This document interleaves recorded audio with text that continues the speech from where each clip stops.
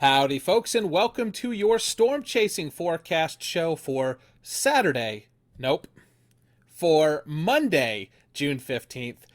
Way off on my days there. I am Gabriel Harbor, joined by Coach Cameron Nixon. How you doing tonight, Cameron? I'm good. How you doing, Gabe? I'm doing all right. I got all the fumbles and mix-up out of the way at the beginning, so I'm confident this is going to Yeah, be an S-tier show from here on out. it is. Looks like they've got you in a dungeon there. You maybe want to share with people what's going on with your environment at the moment? Yes, Hilton has me held hostage here in Amarillo, Hotel California. You can never leave.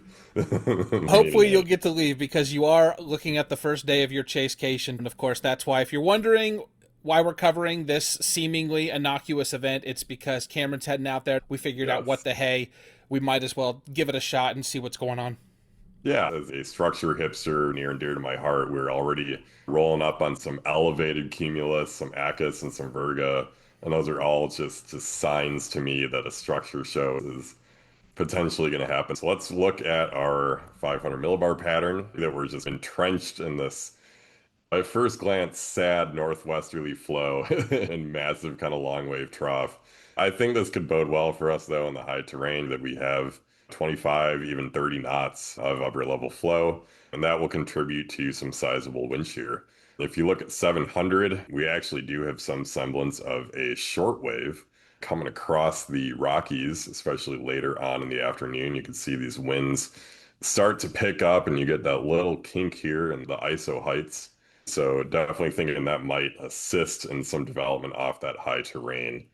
We're in this kind of post cold frontal, post everything air mass, but we'll see throughout the day low pressure builds over the higher terrain.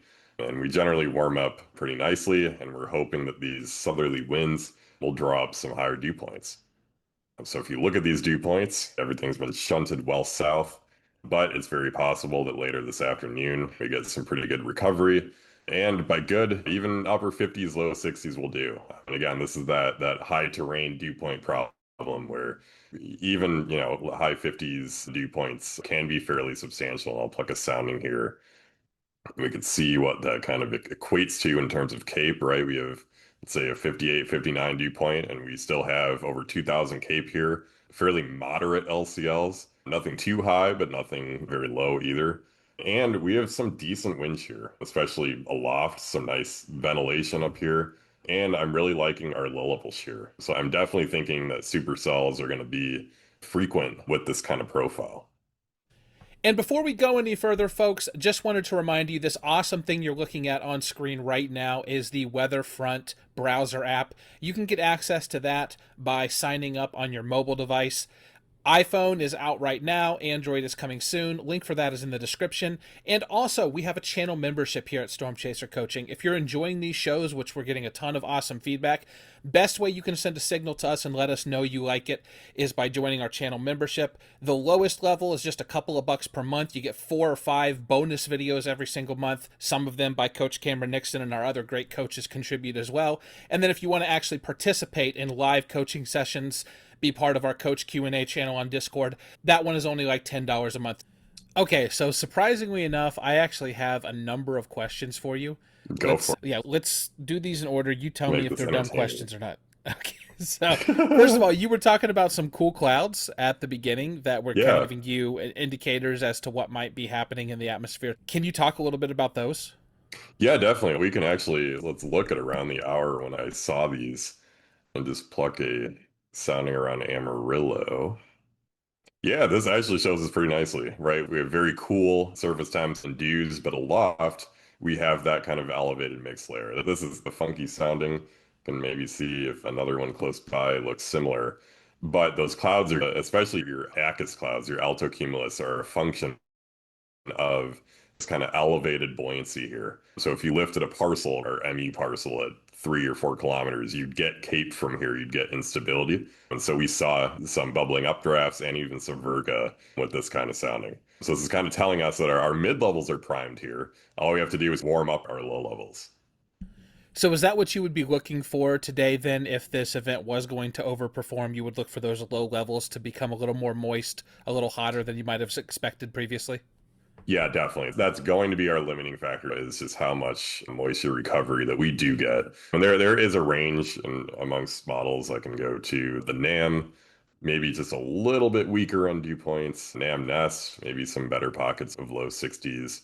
FE3, interestingly bullish. And the NSSL, generally a lot less bullish. That's a little bit more bullish. But generally somewhere around upper 50s, maybe flirting with 60 the farther down you go, which I think should be enough.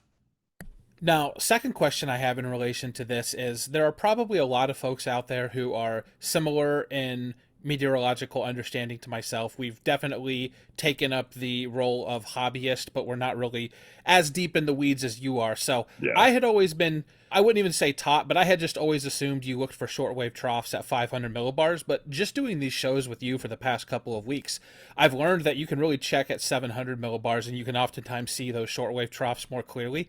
I was just wondering, Yeah. what is the actual instigating factor for that? Like, why is it easier to sometimes see those short waves at the lower heights? That's a great question. I think like just generally at the mid and upper levels of 500, like you're going to be more geostrophic. You're going to be just following your general upper level jet patterns. But the closer down you go, especially when we're dealing with higher terrain, you get a little bit more. This is more so like a surface pattern, honestly, for some of this high terrain. So we're actually like honestly, shortwave trough is near the surface here for most of this high terrain. So I guess this is more so showing you surface level shortwave or near surface level.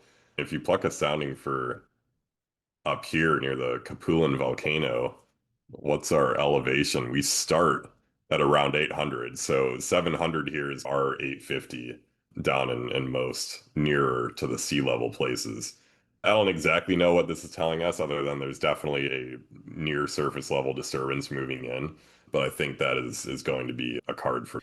Of course, we record these shows a bit before the SPC day ones, twos, and threes come out for the current day. Do you think there's any chance that this one gets upgraded?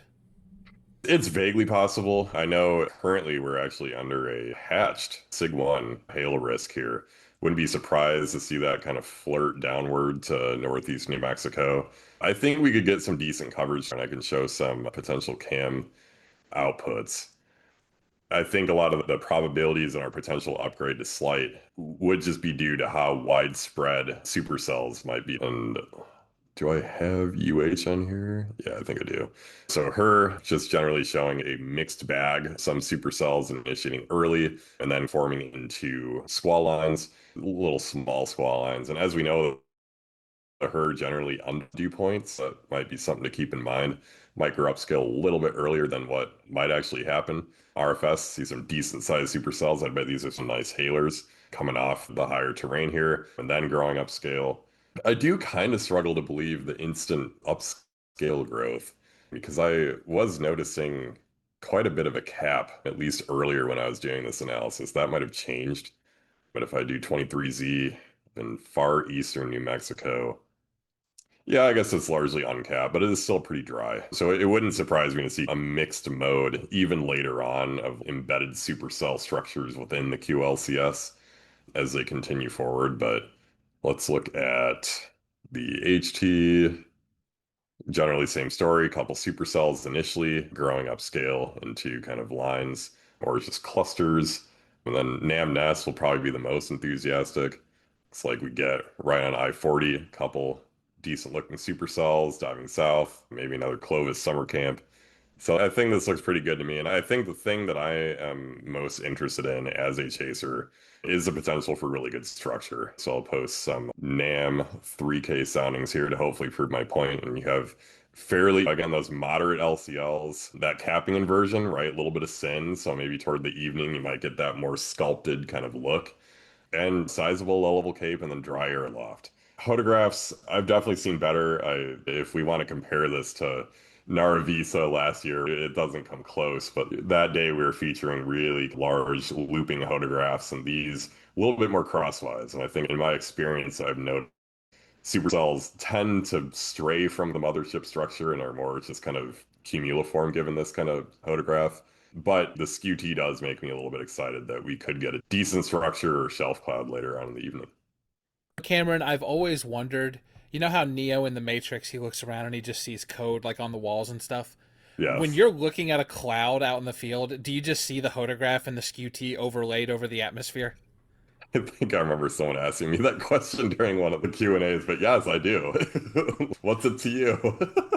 That is so cool. Mental game to me and it goes both ways, right? I'm visualizing the supercell right now, or at least the higher end scenario of what I want to see. And then once I'm out there, I'm like, okay, were the soundings I was looking at, were those actually correct? Because the supercell looks different than what I expected it to be. Remember to check out those links in the description below, and then watch another video.